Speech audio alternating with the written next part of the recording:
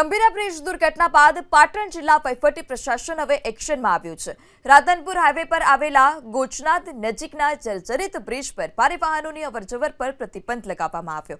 8 September સુધી ગોચનાથ નજીકના bridge ભારે વાહનો માટે બંધ કરવામાં આવ્યો છે। ભારે વાહનોને રાધનપુર, સિનાડ, ઊણ, થરા, ટોટાણા, રોડા, વેજાવાડા, બોરતવાડા, હારીજ રોડ પરથી જવાનો આદેશ કરવામાં આવ્યો। 65 વર્ષ જૂના આ જર્જરિત બ્રિજ પર ભારે વાહનો હવે અવરજવર નહીં કરી શકે, પરંતુ બ્રિજ પર કોઈ કર્મચારી કે બેરિકેડ હજી સુધી નથી લગાવવામાં આવ્યા, જેને લઈ ભારે વાહનોની અવરજવર જે હતી તે યથાવત જોવા મળી હતી। સરકાર દ્વારા એક બાજુ આદેશ કરવામાં આવ્યા છે કે જે જર્જરિત બ્રિજો છે તેની તપાસણી કરીને તેને બંધ કરવામાં આવે, ત્યારે રાધનપુરથી ગોચનાથને જોડતો આ જે હાઈ બ્રિજ છે તે બ્રિજને છે મોટા વાહનો માટે બંધ કરવામાં આવે છે। ત્યારે મહેસાણા આરએનબી વિભાગ દ્વારા ખાનગી કંપનીના જે બ્રિજ રિપેરિંગ કરનાર જે કર્મચારીઓ હોય છે તેમને હાલ અહીંયા તપાસ અર્થે મૂક્યા છે। આપ જોઈ રહ્યા છો દ્રશ્યની અંદર કે આ બનાસ નદી છે અને બનાસ નદી પર આવેલો આ જે બ્રિજ છે તે બ્રિજ ક્યાંક મોટા વાહનો માટે કલેક્ટર દ્વારા બંધ કરવામાં આવે છે।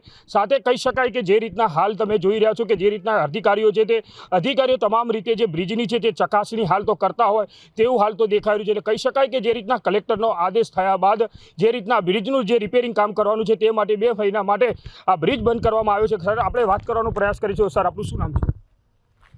આનંદ શાહ છે મારું નામ। આનંદભાઈ, કયો બ્રિજ ચેક કરવા માટે આવ્યો છે અને ક્યાંથી આવ્યા છો?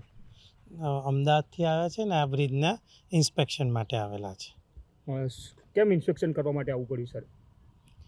કારણ કે આ બ્રિજ ઘણો જૂનો છે, 65 વર્ષ જૂનો છે, એટલે એનું રેગ્યુલર ઇન્સ્પેક્શન થતું હોય એ જ રીતે એનું ઇન્સ્પેક્શન કરવાનું થાય છે। હાલ આદેશ કરવામાં આવ્યો છે કે બંધ કરવાના, મોટા વાહનો માટે બંધ કરવા માટેનું શું છે એમાં?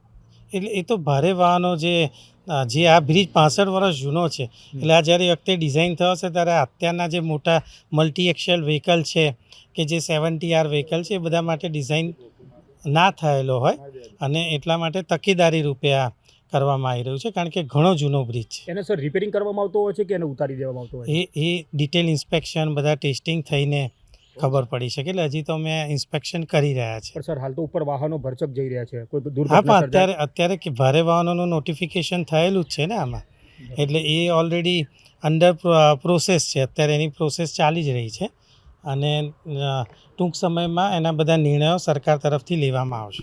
આપને હું બીજા તરફના દ્રશ્યો બતાવવા માંગીશ કે જે રીતના અધિકારીઓ દ્વારા જે બ્રિજના નીચે આવ્યા છે અને બ્રિજ નીચેથી ઉપરના જે તમામ ભાગો છે તે જોવા આવી રહ્યા છે, કેમ કે બ્રિજ છે તે ક્યાંક ઉપરથી મોટા વાહનો પસાર થાય છે ત્યારે બ્રિજ છે તે વાઇબ્રેટ મારતો હોય છે।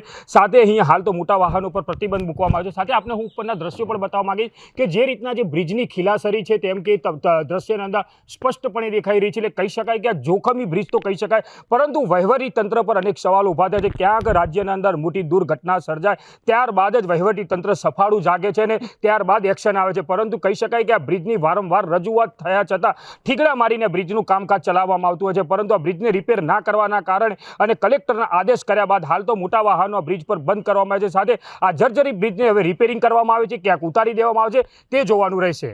એજાજ મંસૂરી, ABP અસ્મિતા, પાટણ।